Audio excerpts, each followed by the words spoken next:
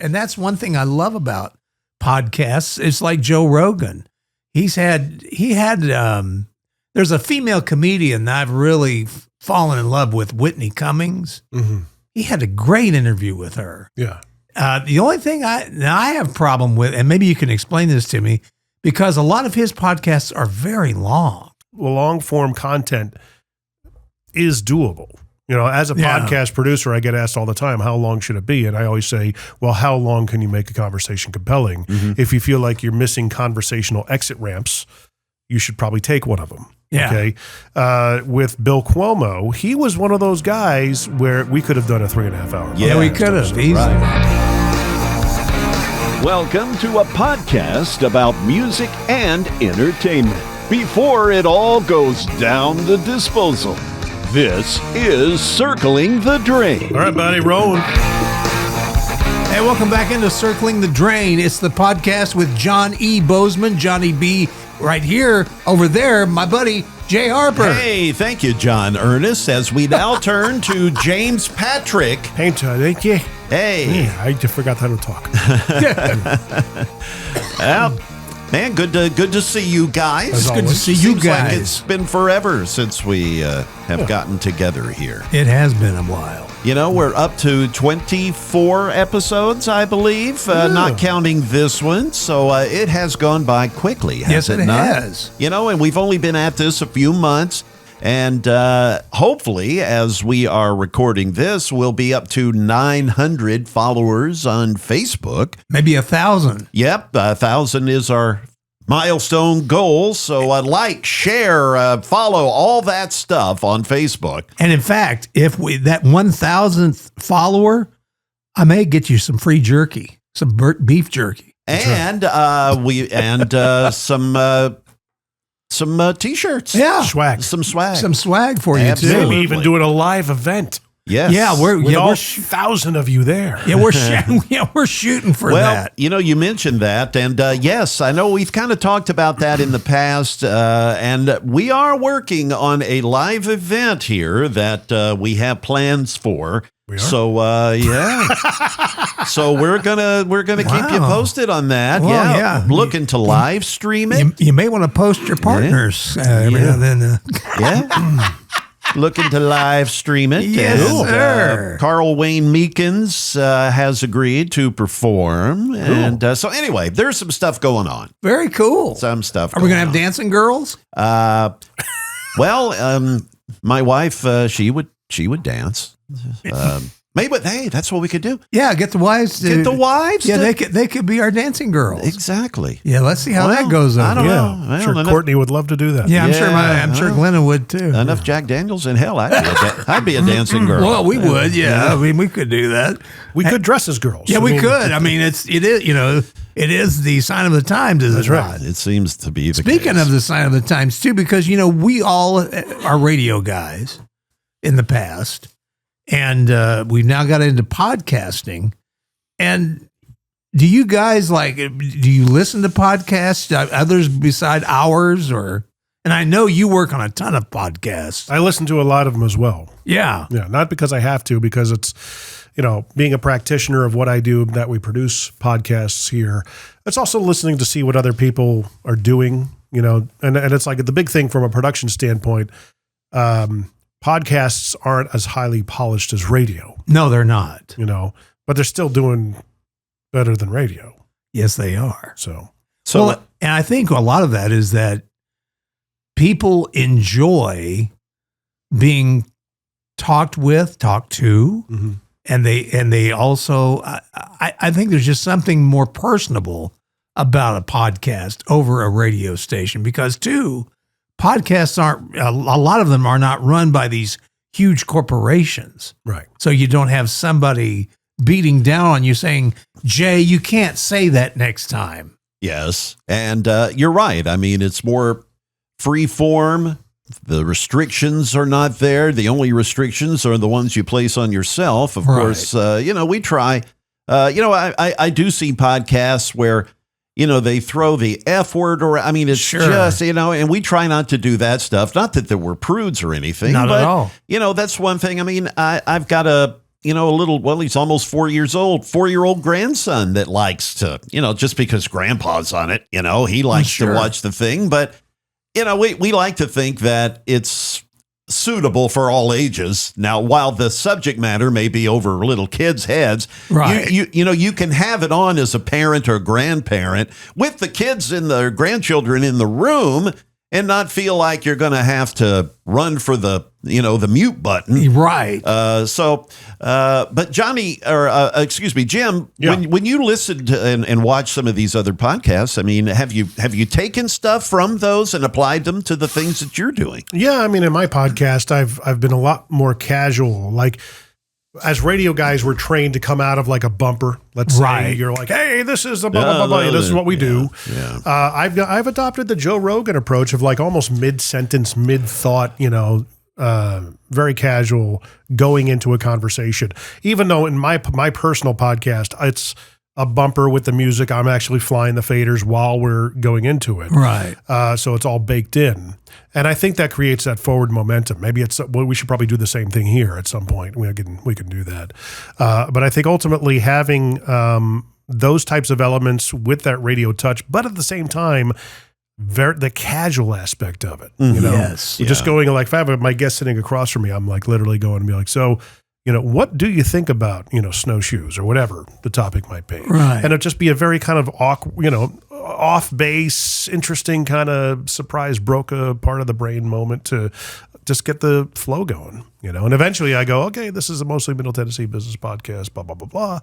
And, you know, my guest today is so-and-so and so, you know, and then we kind of, I format it that way, but I love the real casual flow intro going into things. Well, and I also love, it's like some of our guests we've had on, because I've seen some of these folks on other podcasts, but I would say that a lot of them have just been great stories that these people have brought out, which is kind of why we call this circling the drain. We don't want these stories to circle the drain and go away forever. Yes. And we've had so many interesting people like Deborah Allen, some of the stories she had about when she was early in Nashville and hanging out at Hillbilly Central with Waylon and Tom Paul and Shel Silverstein and all those people. Right, and Bill Cuomo with his stories. One of the best. You know, and we do get the comments on social media that people appreciate the fact that these stories are being preserved in a way. Yes. You know, that they're being almost cataloged for posterity, you know. Especially a guy like Gary Gentry, who, oh my gosh, they're one of the real old school guys. And, you know, we're not above, you know, Gary's got so many great stories. We're probably going to have him back at some point. Oh, yeah, we'll definitely have him back. And he's actually, I watched him on another podcast, and I'll even plug the guy, Dylan Weldon, I think is the guy's name. He does a lot of country music interviews. Yeah, I'd love to have him. Oh, Dylan would be. Yeah, I would too.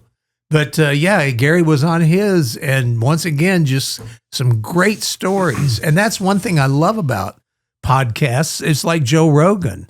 He had there's a female comedian that I've really fallen in love with, Whitney Cummings. Mm-hmm. He had a great interview with her. Yeah. The only thing I have a problem with, and maybe you can explain this to me, because a lot of his podcasts are very long. Well, if you think about it, you listen to a morning show. I mean, back in the days when I was working with my dad, they would do replays of the Howard Stern show. Yeah. So I would listen to the replay, and you know, while you're working, you'd listen to 3 hours, what it would basically come out to be. Sure. Maybe 2.5 of a show of all the breaks and stuff. Well, yeah, I guess it'll be 2.5 because he did a 4-hour show with commercial breaks and stuff. So there is that the long form content is doable. You know, as a podcast producer, I get asked all the time, how long should it be? And I always say, well, how long can you make a conversation compelling? Mm-hmm. If you feel like you're missing conversational exit ramps, you should probably take one of them. Yeah. Okay. With Bill Cuomo, he was one of those guys where we could have done a 3.5 hour. Yeah, we could have easily. Right. We were restricted by schedule at that point. I mean, we were about almost an hour and 40 minutes with him. Yeah, we were. He wanted to keep going. Yeah, and very well could. Well, we did too, actually, because we were enjoying it. Absolutely. But Joe Rogan talked about the fact that he does 3-hour episodes for a reason. He says you can't do a good conversation in an hour. And that's true. the way he kind of puts it. He says people have had 3-hour conversations, and you just get into areas and places you get so comfortable, and the mic disappears, and you get just really good content. Well, and I was real shocked and surprised. I think Joe Rogan was one of the reasons that Donald Trump got elected this last time. A lot of people said it was more so Elon Musk, but maybe Elon was a little bit behind it, but I think that interview with Joe Rogan did a lot for Donald Trump, because I thought, man, I've never seen him be so human with someone. Right. I mean, be just one-on-one and not so over the top. Not posed. Not doing his Donald Trump magical mystery tour. The bombastic into the brain. Stuff. Well, you think back on the late night talk shows, Bill Clinton, That's was right, it Arsenio Hall that he got on? Played the saxophone. Played saxophone. Wearing the shades. Right. Yeah. Made him a regular guy, real. And he made Bush look like an old fogey. Yeah, well, he did. And plus he did the same thing with Imus. Yep. When he was on Imus' show, Bill Clinton just came across cool and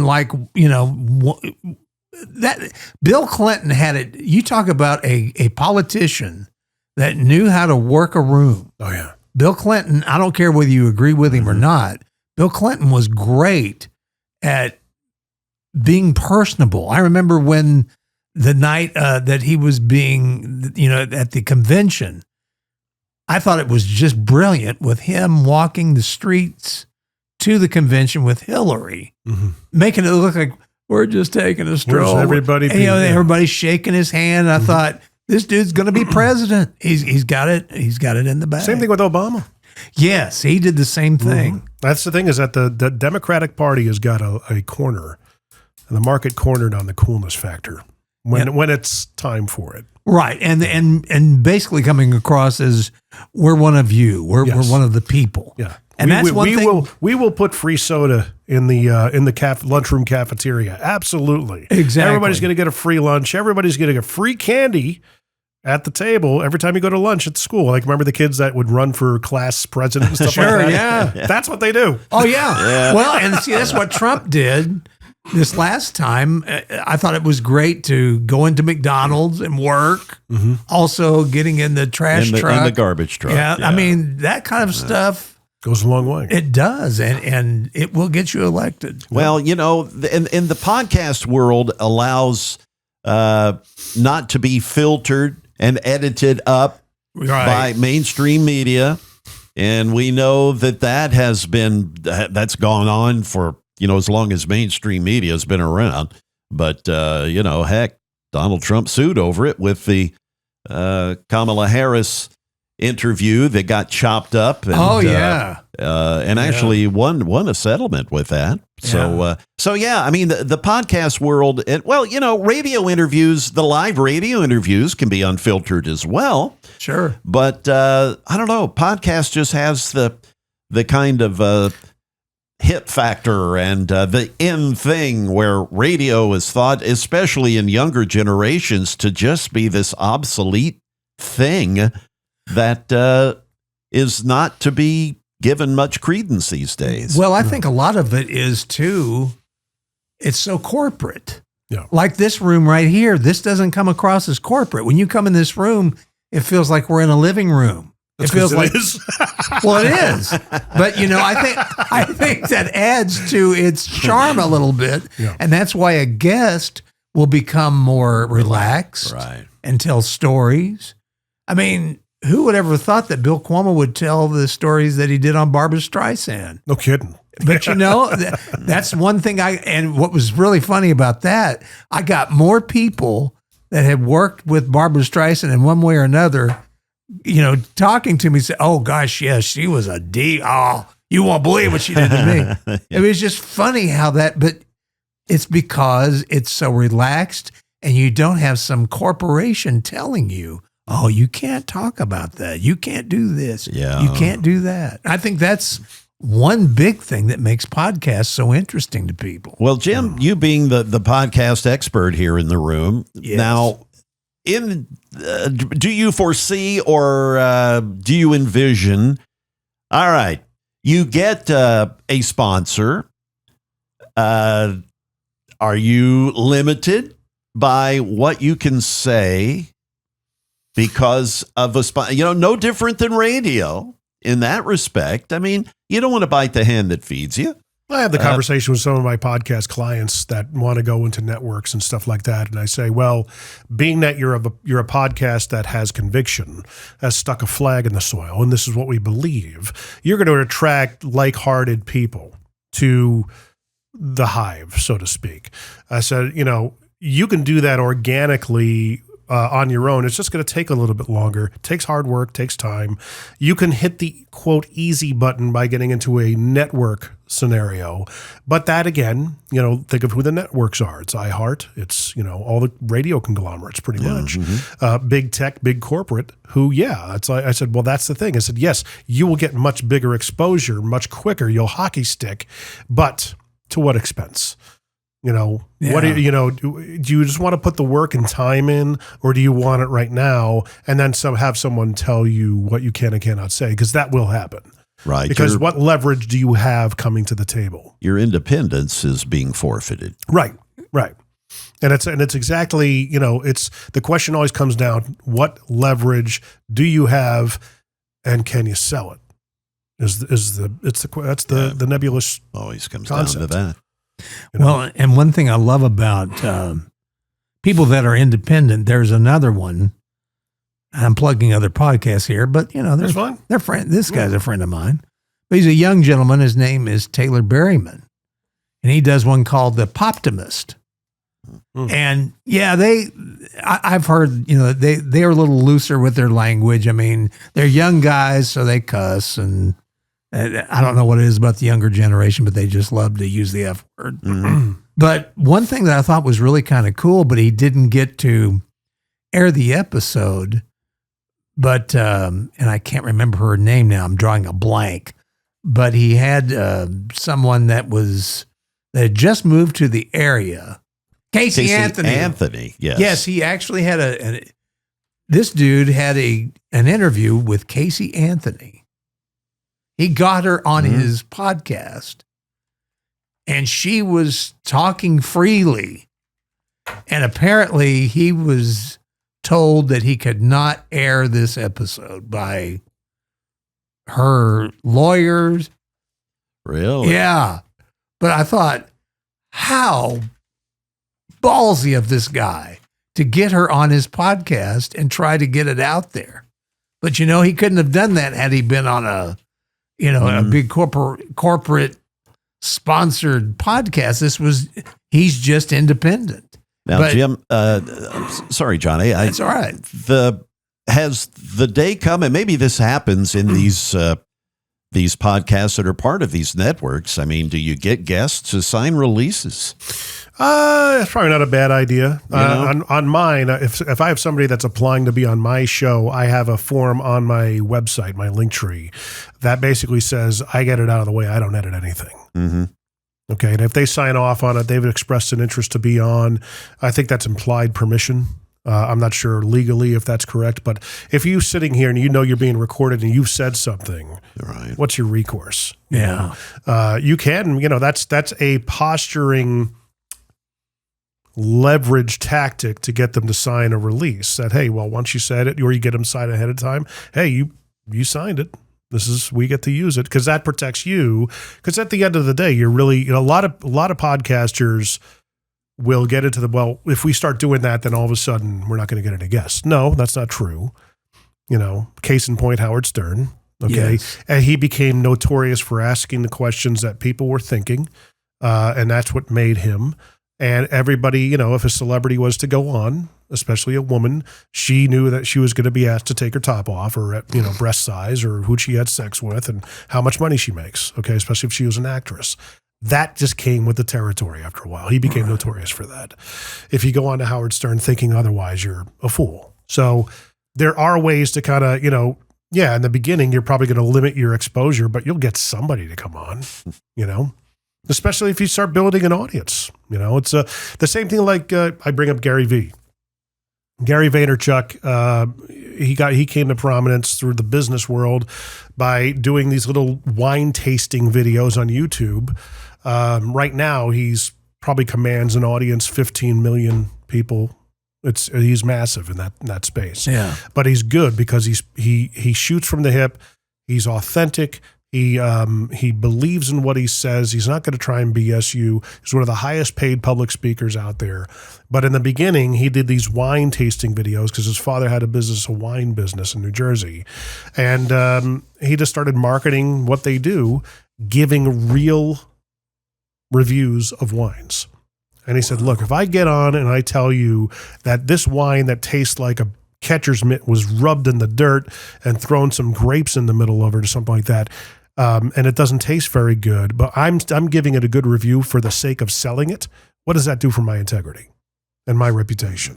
If you all of a sudden come in and take my advice to buy this wine and you bring it home and it tastes like garbage, that doesn't help me at all, because all of a sudden it's out there. Right. Hey, well, you said, I think the same thing that a lot of people in the podcast world can basically just double down and be themselves, if that makes sense. Does a podcast have to be a video podcast to really, truly be successful these days? I don't think so. I think I highly recommend it. Right. I don't know why you wouldn't want to be. Yeah. But I still know there are many that are not. They're just audio and still do quite well. Well, and there's some people that suggest that maybe this one should be because of me, because I have a face for radio. I haven't heard that. No, we've never heard that. And that, gosh, it's still, I get introduced. It still happens, right? You get introduced to people, and they will tell you that joke thing, and think they're the first one that have ever told you that. Well, in fact, I think when Phil met George W. Bush at some function, some Republican function, when Phil was introduced to him, he said, "You're on the radio? Sure got a face for it." You can totally see him doing it too. Oh, yeah. George W. Bush, what a character. He really was. Now, with so many, because that's the whole thing about podcasts, Jim, is that you have millions that debut. Yeah. So what do you see? I mean, do you think that it's going to be harder for podcasts to basically get into the marketplace? It's. I mean, you got so much content being produced today. There's no way that everybody on earth will be able to consume the content. That's the point where we are.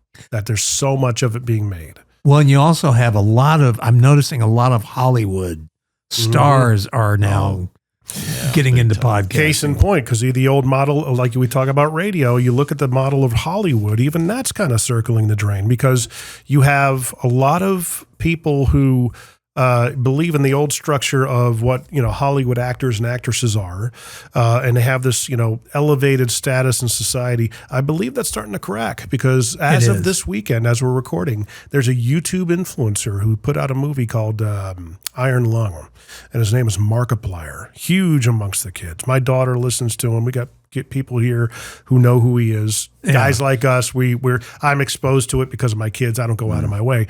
But here's a dude, 36 years old, commands an audience on YouTube of millions. I think he built them by playing video games. And he's done a couple other different creative things. He was a film student and has made his living, I think, for the better part of a decade, being a YouTube influencer. Now he made a movie that's in the theaters that will probably be a massive hit. Wow. Okay, talk about, how Hollywood is kind of being antiquated. Well, they are. I think that's one reason. I'm sorry. What was the question? but Did I answer it? Yeah, you did. But I think you're right, because if you noticed in this last election, because usually in elections, celebrities, they did carry some weight in some former fashion. I think actually they hurt the election. But yeah, this time they hurt the Democrats. Because I mean, everybody, it's like, look, you're speaking out on issues that affect the common man. No one's buying it anymore. Because you're living in a gated community. Right. You don't live the kind of life that we do. You With can't relate to us. armed guards. Yeah, but on the same side of it, as you just pointed out, I think that's why celebrities have kind of gone down in the projection, how people project on celebrities, is the fact that you now have celebrities on YouTube. Yeah. You just have everyday people that are now becoming celebrities. I also think that people being on social media makes them feel like they're a little bit of celebrity because people are following them. People are into what they're doing. So now stars just seem like, well, they're on the same level we are these days. Well, if you think about it, I mean, we talk here in great detail about how music radio in particular is just kind of a dying medium. It's a thing of the past, really. I mean, think about the movies in theaters is almost kind of They've got a problem. It's Yeah, they do. a dying thing. As They have more a problem. things are, you stream the stuff. HBO stuff is coming right to HBO and Netflix and Amazon Prime. Well, and you can blame COVID for that too, because to a large degree, because that really changed our habits. We used to go to movie theaters, and when that happened, we didn't. And next thing we know, we started streaming. And we thought, well, it's better to watch at home, really. Right. And, heck, at my house, we've got the stereo set up and, the big screen TV and such. But I mean, and people are so damn rude in movie theaters now. And that's nothing new. But and plus, it's expensive as hell to go to a movie now. Yeah. There was when Dick Van Dyke turned 100 years of age, there was a special documentary movie that was released in theaters that weekend at select theaters. I looked into that. I'm a huge Dick Van Dyke fan. Looked into that. $44 for one ticket. Oh, wow. Oh, Lord. To go to that. It's like, no, but eventually, that's probably going to end up being on Netflix or HBO or one of those that you can stream. But yeah, again, going to the movie theater, as you say, is so darned expensive. People are loud. They're dicking around on their phones and such. And you can, at the house, hey, our generation, it's just different. Is the romanticism of a movie theater is seeing the big movies in that experience. For example, you see all the Marvel stuff I've got here. Mm-hmm. You had to go see those big Avengers movies. Oh, sure. You had to. Or Star Wars. Yeah, the whole, Not only that, because, you go back to even listening to audience reactions of certain moments in these movies. I wish it makes you want to cleanse your memory and watch it again for the first time without any memory of it. When Cap wields Thor's hammer, Mjolnir, for the first time, and that plot line, that little nuance was set up probably 5 years before. Everybody knew he could lift it, but he didn't. And he wanted to save Thor's ego, but everybody knew wait a minute, it kind of moved. Can he lift that? And then all of a sudden he calls it and it comes to him and it's a big moment in the movie. You see everybody in the movie erupted, the whole audience. Yeah. It was so cool. It was so, because you're just you were so into it. And all of a sudden, and even they cut the Thor and he's like, I knew it. All those little moments are great in a movie theater. The shared experience. Right. Well, in fact, one of my best was actually Talladega Nights, of all movies. Mm-hmm. Because when I went to the theater, it was packed, and you could tell it was all, NASCAR fans. Yep. And when it came to the scene, there's a scene in there where Ricky Bobby and the French driver, they kiss. Mm-hmm. And you could hear the whole theater just go, oh, God. I'll never forget that. I laughed so hard. I was telling this story this morning. We were talking about movies because one of the people that works here was talking about the Markiplier movie coming out. And I said, what's funny is the fact that your generation doesn't care about it being in a movie. It's more important to Markiplier because he's 36. He's still like on the fringes of the generation that, well, I'd love to see myself up on the big silver screen. That would be that's a little bucket list item I can check off. Yeah. But the 20-year-olds and lower, they couldn't care less. Oh, no. They couldn't. Well, I'll just watch it on my phone.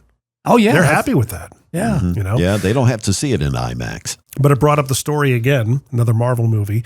The last Spider-Man movie was was No Way Home. And there was all this speculation going on around, are the previous Spider-Man variants going to make an appearance? The Tobey Maguire and Andrew Garfield. Because they had, back in 2002, Tobey Maguire had the first big live action movie in a while was the Spider-Man movie with him. Yeah. And then they redid it. They rebooted it with Andrew Garfield, The Amazing Spider-Man. And then they brought Tom Holland into the Avengers world. They didn't tell the story of how he got in because it's pretty much, okay, we all know it by now. But he never had the consequence of an uncle or aunt or somebody in a parental figure telling him, hey, with great power comes great responsibility. All right.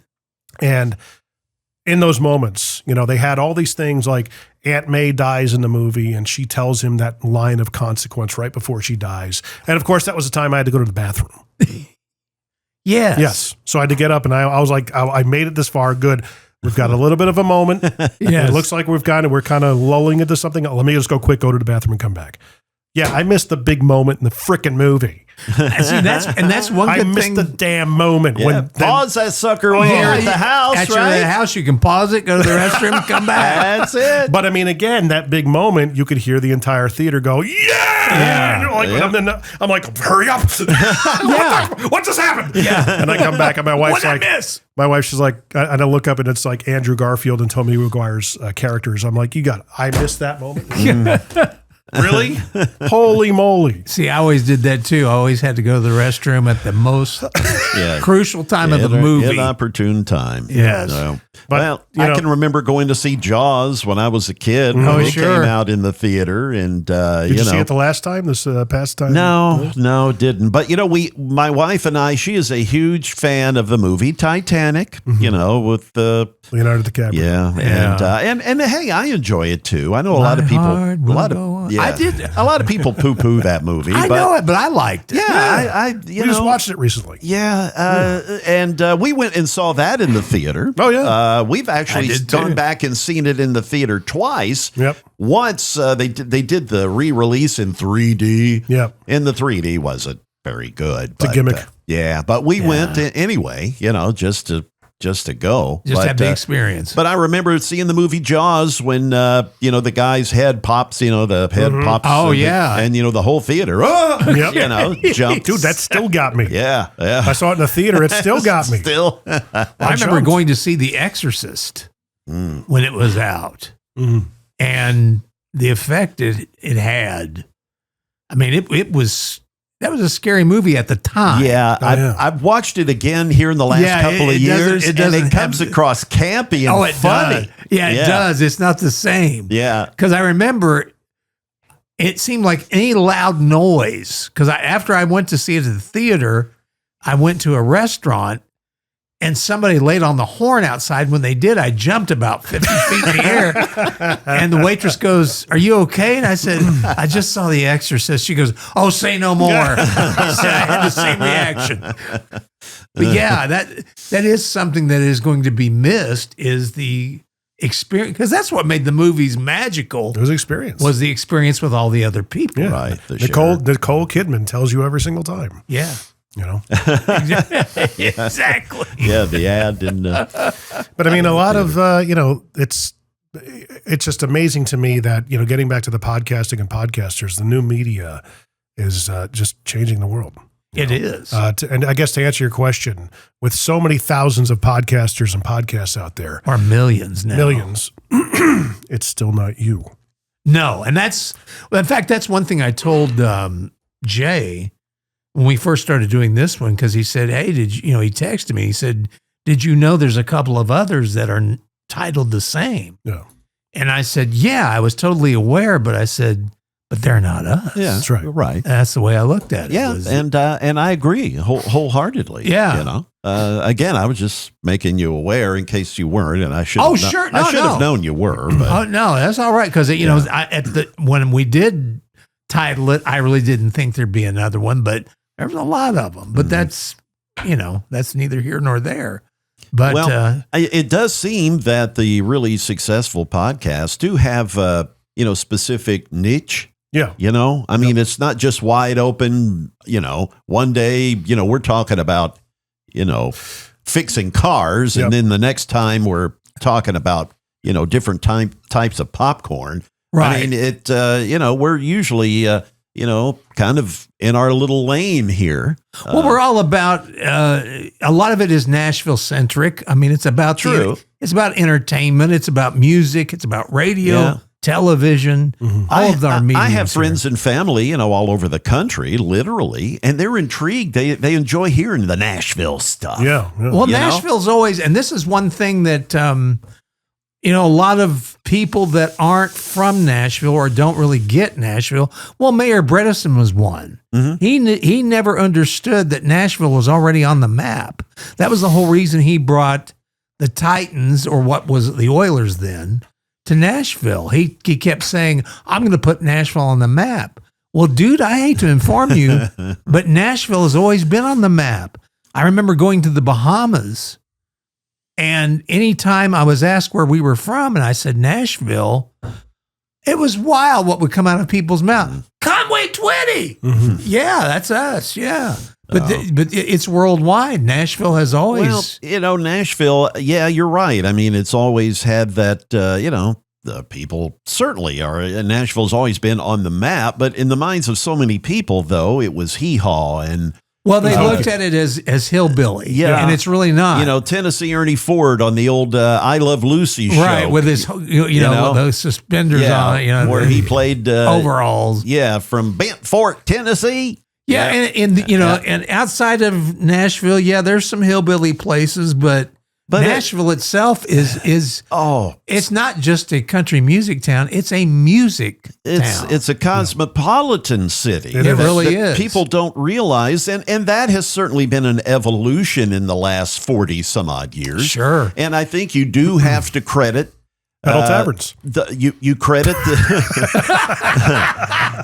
the arrival of the Nashville Predators. They were the first major sports team, and I know a lot of people rolled their eyes. The NHL coming to hee-haw Nashville. Right. But that really did open the eyes, I think, of a lot of people that it has been, for the most part, a very successful franchise. Yeah. Then, of course, the Oilers / Titans coming to town.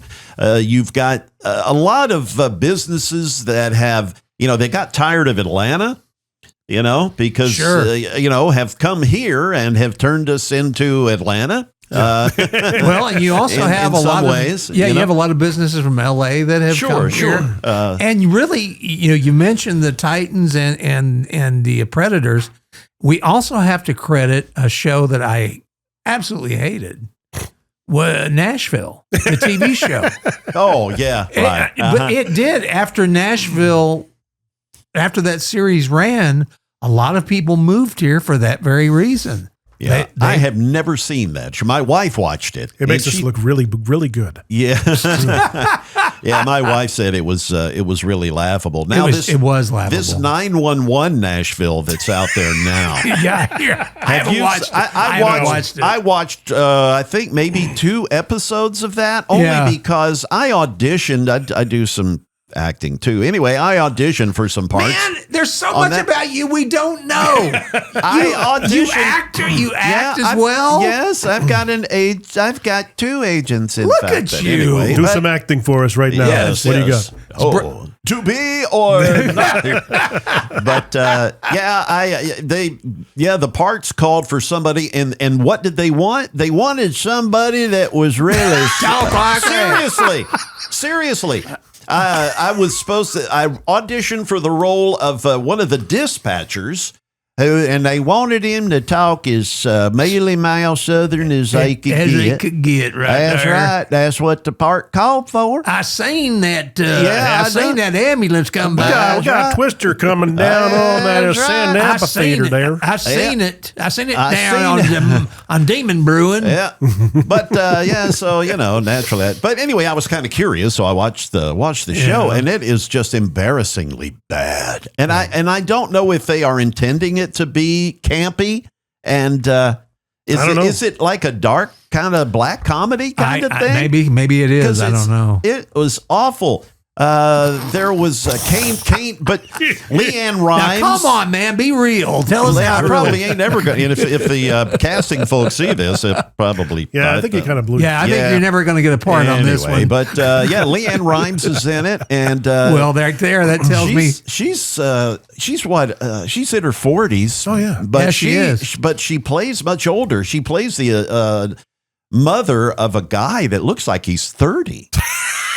In the show, she had him young, you know. That's why we do it down here. That's right. That's right. Yeah, we have them at 12 over here. We'll have a mayonnaise sandwich, and then we're going to town, if you know what I mean. Hey, Loretta Lynn's your idol, so you start spitting them out when you're about 12 years old. That's right. Have about 6 of them before you're 20. Kane Brown was in this episode, but anyway, it was just getting back to the Nashville, because I know it was one of our topics to talk about. Yes, it was. We could tease it and delve into it. But the funny thing is that stuck out about that show was how, hey, we're just going to go out onto the pedestrian bridge and, just wistfully look off into the distance, even though I'm an A-list celebrity. Yes. Amongst all the throngs of tourists. And I just need to have some time to myself on the pedestrian bridge. And then we're going to have a little, high level meeting on some sort of song that we're writing. Hey, let's go to Tootsie's and grab a drink. Yeah, doesn't happen. No. happen that way. No. Does not happen. You're not going to find, Trisha Yearwood hanging out at a Tootsie's having herself a drink. No. Maybe it could happen. It might. Yeah.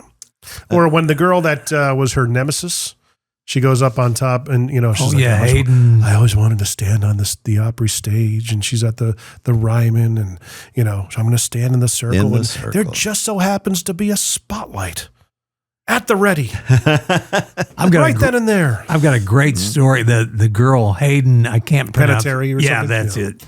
She apparently went to a bar here in Nashville, and a friend of my son's was bartending. Mm-hmm. And he said, I'll be right with you, and was waiting on some other people. And she said, don't you know who I am? And he said, yes, ma'am. He said, I'm aware of you.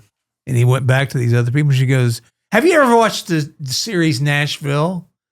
And I can't believe this kid said, he goes, yes, I have. And I think it sucks. He said, I'll be right with you. But he said after that, she was nice. She was fine. Yeah, humbled her. Yeah, it humbled her a little bit. Well, I thought you were going to say with, the line about, don't you know who I am? I figured you would be saying, why? Don't you know who you are? Well, and two, there was one time they were shooting Nashville in the radio station. They used our radio station quite a bit for the filming in there. And so they were taking up the entire, I couldn't even get to my headphones. I had to borrow some headphones because I couldn't go to my own locker. Mm-hmm. But anyway, it was a break in the show, so I went to get a Dr. Pepper out of the snack room. I don't know who the actress was, so I don't want to bust anybody. But there was an actress from the show in there, and there were some other guys around her. I was just being nice. Mm-hmm. I came in and I said, hey, how you guys doing? And went for my drink. As I'm waiting on my drink, I hear her say under her breath, what a goob. And I went, wow, did I deserve that? Yeah.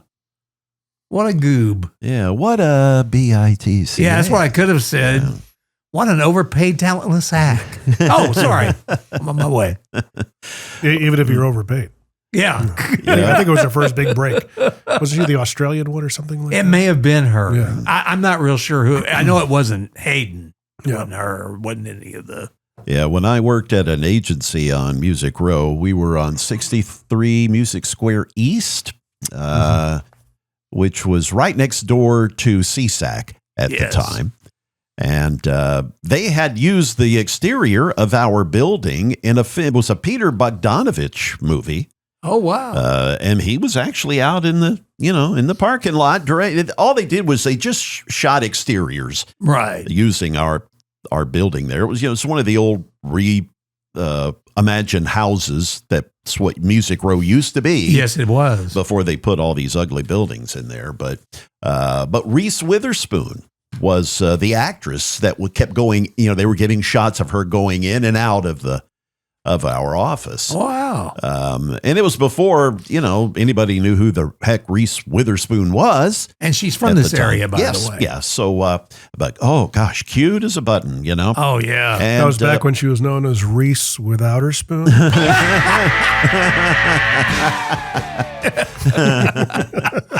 Sorry, that was wrong. I love that. Yeah. Well, I'm a big Who fan anyway. That's the Look at Jim. He's so proud of himself. But it kind of gets me. Yeah, play that again. That's speaking of television shows. That's a nod to CSI. Yes, it is. They used to use because he would always do the sunglasses and say something witty. Oh yeah, David Caruso. Yes. Oh gosh, and he was such a dork in the Rambo movie. Oh, that's right. That's right. And I understand a dork in real life. The dork sheriff. Yeah. Well, they say or, deputy rather. I don't know if you guys ever saw the TV show Supernatural, but they did a takeoff where they were imitating him. And I mean, they were just lampooning him to death. Like, this is where I overact. Yeah. And he thought he was going to be a big movie star. He left. What show was it? NYPD Blue. That's why he left there, because he was going to be a movie star. Yep. And that didn't pan out. That didn't quite pan out. You're destined for television, pal. Yes, you are. Yeah. Sometimes these things don't really pan out. So, Mr. Wolf, who's in the... Anyway. Yeah, I used to love that show. CSI Miami. That's right. They had the girl on there that was, I watched a movie with her recently. It was a documentary. She was being, basically, some guy was just hounding her to death. He was stalking her. She was real good. I can't remember her name, but she was beautiful on there. She was one of the, people in the lab. She always did the lab work. Okay. Yeah. Yeah. Oh gosh. I'm trying to, you got me thinking. I wish I could remember her name or alphabet, but she was really pretty. Yeah. Well, really gorgeous. I'm so poor at network TV shows and knowing the shows and the characters. I just don't watch network TV. That's like watching Law and Order. Law and Order is like a rite of passage for an actor. My wife can watch that end to end to end. It's like, yeah. I mean, the old, I used to binge on the Law and Order. The Law and Order SVU. Yeah, some fine performances in there. I remember the episodes that Robin Williams was in. Oh wow. For the SVU, Law and Order SVU, and he played this real creepy guy. Robin Williams was so brilliant in so many ways. But Law and Order SVU started to get real preachy to me. Yeah. And I just lost interest. Oh, as far as like whatever political wind was leaning that year or something. Yeah. They would just get real preachy about stuff. And frankly, to me, what was really one of the attractive things about that show was the relationship between the Mariska Hargitay character and Chris Maloney. The dynamic between those two. It was that really made that show. And then when he left, I know he's back now, but anyway, when he left, I kind of lost interest in the show. But I did too. But I don't watch network TV, and like I say, I do radio for some other stations and stuff. And I've got the prep services and stuff that I kind of look over just to kind of see what's going on. I don't use much of the content, but one of the things is they list the birthdays, and and I look at that and I'm like, who the hell are these people? I don't know. And it'll say, Marty Schmarty from the so-and-so show, and I don't know who Marty is, and I don't know who the show is. And I guess Johnny, I've graduated to the get off my lawn generation. Wow, and, you have. It's you need to get. There's one show you need to get into is Landman. yeah. Oh, yeah. Landman is phenomenal. And Mark Colley. Yeah, I know. One of our He's own. a great. He does a great job. He and does. stuff. He's a great actor. Yeah, I have been meaning to get into that. You're right. It's good. I have It's watched. very good. My wife, she was a huge fan of Schitt's Creek. Yes. And we'll binge that. We did watch the Dexter. Yes, Dexter was excellent. And but to me though, those aren't network TV. No, they're a little more. That's like HBO. Yeah, that's HBO, no limits. Netflix series and things. These mini series that are ongoing. We do watch some of those, but the stupid sitcoms on CBS where the Neighborhood, the dad's an idiot and the smart ass kids and all that. It's just no interest in What's it. the show that your wife liked to watch? Which one was it? What was it called? She it was the one you said that was she was really into it. Something Creek. Schitt's Creek. Yeah, okay. There you go. I'm trying to keep it clean. Okay, gotcha. I know. Yeah, that was way too much of a setup. Yeah, okay. Eugene Levy and his son, who is really funny. The girl was funny. The girl that played the daughter. Yes. Oh, she's perfect. Hysterical. And I've seen, and of course I've seen her on like the Today Show and stuff. Yes. And, you know what I love about totally opposite from her character. She does a great job on that show. What I love about that show is the fact that you still have the relationship that Eugene Levy and Catherine O'Hara. Mm-hmm. Yes, they've been acting together for a from long the Canadian, from the Second Canadian City, days of Second City, because he got his big start, and she was he was in Splash and a couple other different movies. She was in Beetlejuice when it came out. Yes, she was. Yeah, and then they started doing all the Christopher Guest mockumentaries that they were always in those. Man, I love those. Best in Show, yes. Waiting for Guffman. Yes. Did you watch the new Spinal Tap? Yeah, I haven't seen it. I yet. did. Yeah, we saw watch it too. Yeah. That wasn't bad. Yeah, it was okay. I've heard mixed. I love him or hate him. It made me miss Rob Reiner. Uh-huh. Yeah, I know what you mean. Yeah, Rob Reiner could be an ass, but what a talented ass. Yeah. I mean, the dude made some great movies. He was great at his craft. Yeah. Well, you would like to think he should have been. I mean, good grief. The man grew up with Carl Reiner, for crying out loud. Oh, yeah, he did. Yeah. So certainly learning from one of the masters. What are you listening to podcast-wise there, Jay? Oh, gosh. I can't even name them. It's just kind of sporadic things that I'll stumble across and listen to. I tend to listen to sports-related things. Right. I'm not a book reader, never have been. But the books that I have read tend to be autobiographical. Yes.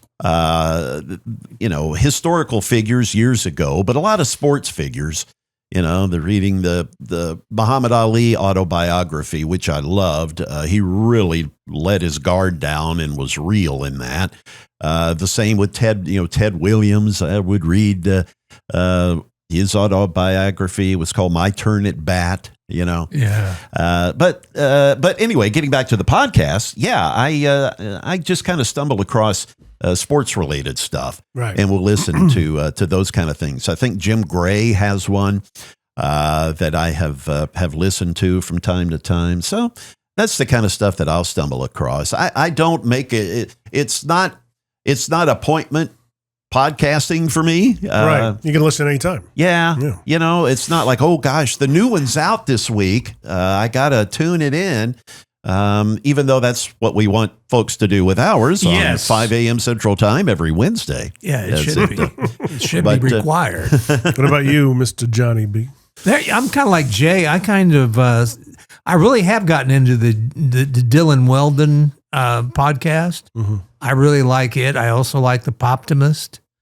And Eddie Trunk every now and then. I like to. We had him on Rich's show. Did you really? Yeah. Yeah, I like some of the stuff he does. He's a cool dude. Radio he seems guy. like it.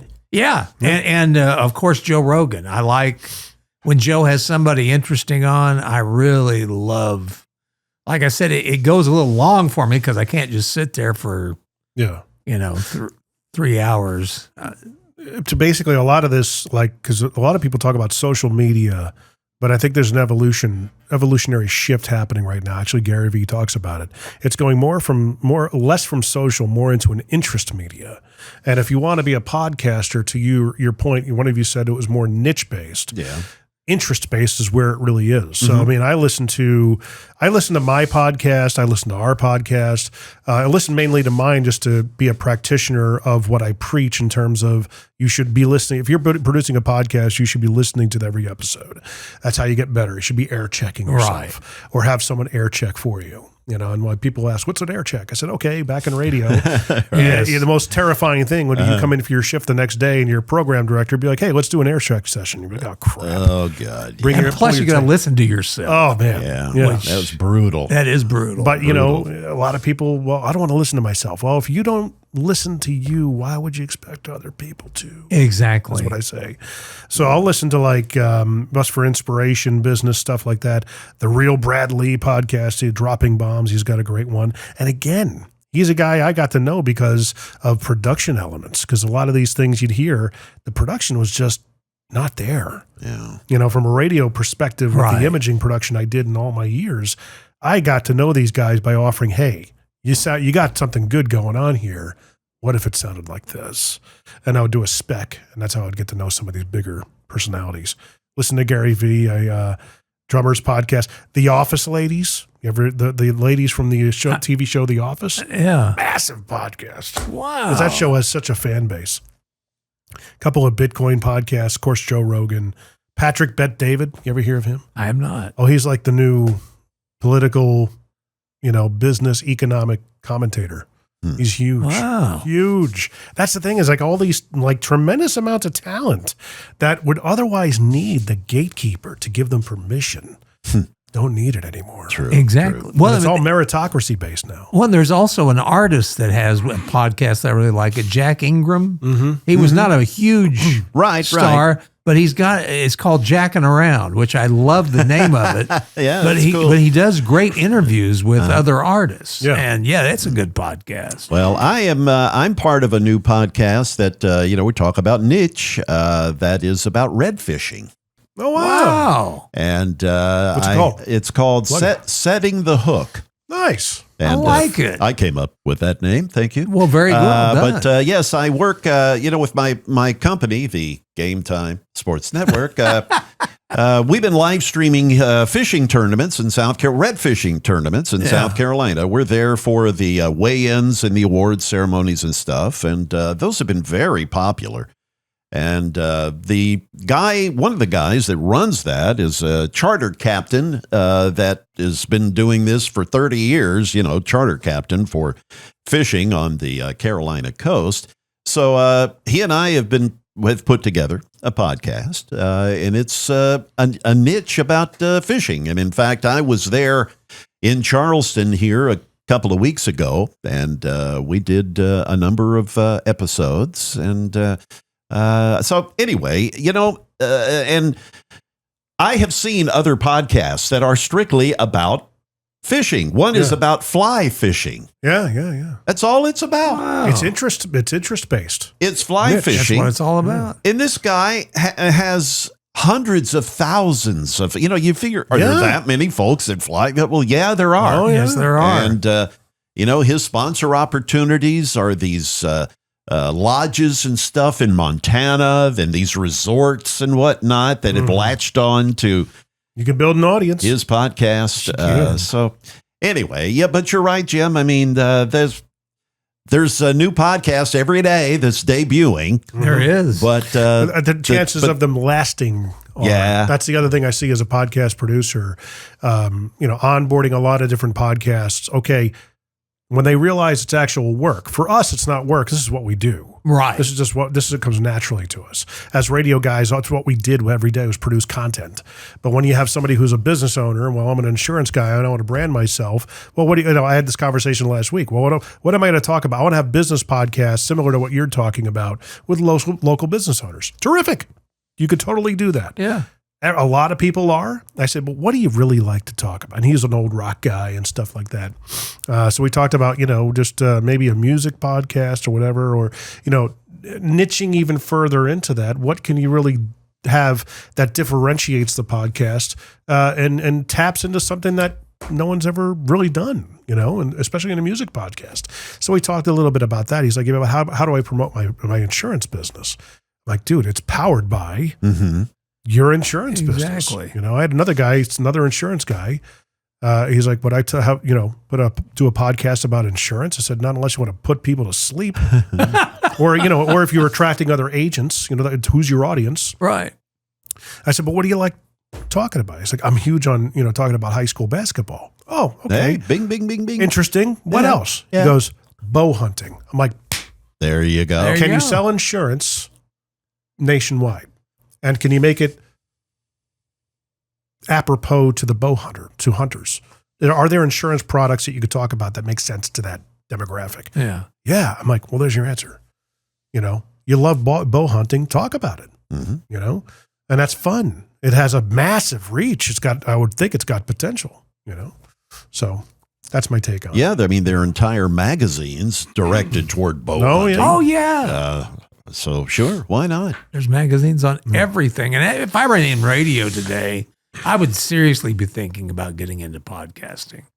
Well, that's the thing is that in the digital media space with radio people being let go left and right, what do I always say? Just because the industry thinks that you're not worth anything doesn't mean you're worthless. Exactly. You have a lot to offer, especially the digital media space, because it needs especially people that are morning show people. Oh, yeah. Every day you got to come up with something that's entertaining to an audience. Yeah. What is invaluable. I would love to have a morning show consultant to help me with some ideas. Because I was never part of a morning show. I know of the boot camps and stuff like that. Right. But I have no idea, do they even still do morning show boot camp? Oh, I don't think they do. I would be shocked if they did. No, in fact, I don't even know if they have any morning show meetings like they used to. Yeah. Right. I think they might at WTN. I'm certainly not a part of any meetings over there, but I do know that the talent does indeed meet with the program director there from good. regularly scheduled meetings of some sort. That is good. Yeah. Because it does help. Some meetings do. Some meetings weren't productive. And well, sometimes I love to watch Phil Valentine with those folks. Well, he knew what was working. He did. Yeah. Well, Phil was the kind of guy. In fact, I had lunch one day with several people in radio, and Brian Sargent, who used to be our program director, our assistant program director, he said, I finally learned later on that Phil was the kind of guy that just let him go. Yeah. Because he knew what he was doing. He did not need to be micromanaged. Now, as far as, giving him ideas, yeah, but don't try to tell him what to do because the guy knows. He knows radio and he knows his audience. And he had a track record. Yeah, he did. Success. Yeah, he did. I mean, he just, book after book, the guy was successful and he knew what he was doing and he knew his audience. Right. And that's what the key. That's the key even to this. You got to know your audience. Mm-hmm. Ours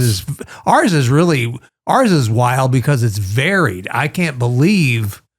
I mean, I'll get stuff from kids that are, I say kids, they're in their 20s, then I'll get guys that are about our age. I mean, it seems like we're hitting a lot of different Agreed. people. And one of the things about securing sponsorship and advertising, no matter the medium, is knowing your audience. Exactly. And I admit I'm still kind of wondering who is our audience because at least, trying to define it specifically, because it does appear to be so broad. We just recently had the lovely Brenda Golden as a guest here a couple of weeks back. And, we found out how many women listen to and watch the podcast. Now, granted, many of them, I'm sure, checked it out because of Brenda. Right. They're fans of her, friends, etc. But, it was heartwarming to see how, so many nice, positive comments from the ladies. And we've had a number of, we do appear to have a number of women viewers, listeners prior to that episode that have made themselves known. But it's all you, Jay, because you think so? because you're the sex symbol of the. I Okay. was going to say it was the hair. I think it was too. Yeah, or the lack thereof. It's like, I've got a little hair, but I do have the big old glaring bald spot. No, man, I got one of those too. No, I was expecting to hear the Who there. I was too. I'm sorry, I missed it. Oh, you sure did.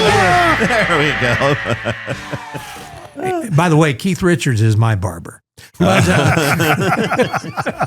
dude, you got a great head of hair. oh, Yeah, I tell you do, man. Gee, thanks, gentlemen. Yeah.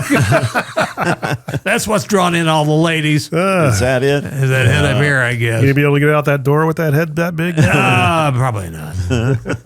You're with who? I didn't know you were on that show. I Googled you. I Googled you and I couldn't believe it. You actually came up on the first page. People actually like you. I wasn't aware. My God.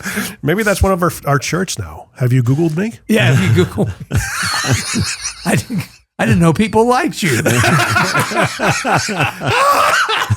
actually not a bad idea. Yeah, it is not a bad idea. Little quotes that we've heard about ourselves. Yes. And that could be a whole nother show, what general managers said about I have a us. logo on the front. What general manager said about, and a quote on the back, dash. Question mark. That's not a bad idea.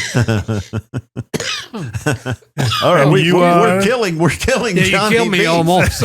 We're killing Johnny B. Boy, takes a hell of a man to face that cancer, let me tell you. Anyway, we've enjoyed this today. We're talking about podcasts, and then we just went down all kinds of roads. Yeah, but we've been circling the drain. we here. circle in the drain, but we mean that. We just, people don't get the gist of the title. We don't want these stories to circle the drain and you not hear these great Yes, and stories. be forgotten. To totally be forgotten. And you always want to know where to find us. Jay, tell them how they can find us. The best place is the website, circlingthedrain.net. And of course, you can find us. If you want to watch us and look at us, you can do that, as I mentioned, on the website. Also, Spotify video, we're there. We're on Facebook. We're on YouTube. We're on X from a video standpoint. And then, of course, all of the audio platforms that can be found on Apple Podcasts and, Amazon Music and so forth. So, yeah, we are trying to get to be everywhere, Johnny B. Yes, we are. And we want people to know who we are and, like us. I didn't know so many people liked it. Son of a gun. Why wouldn't they? I don't know. Anyway, be sure and join us next time on Circling the Drain.